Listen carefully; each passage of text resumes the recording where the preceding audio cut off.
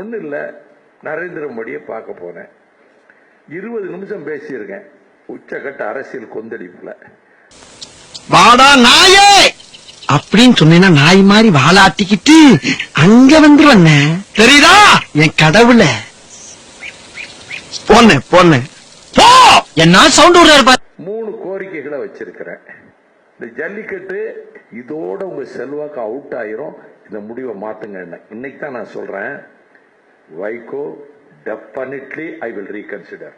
இங்க பாருடா, அந்த சட்டத்தை அவர் முடிவை மாற்றியதுக்கு காரணம் வைகோ.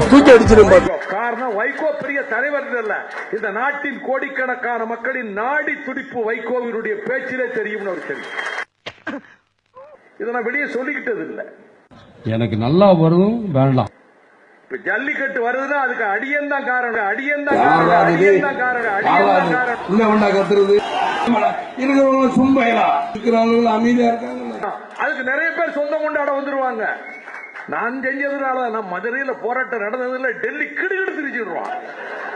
பேசாம போறியா? வாய்ப்புல கத்தி அப்படி சுத்தவா?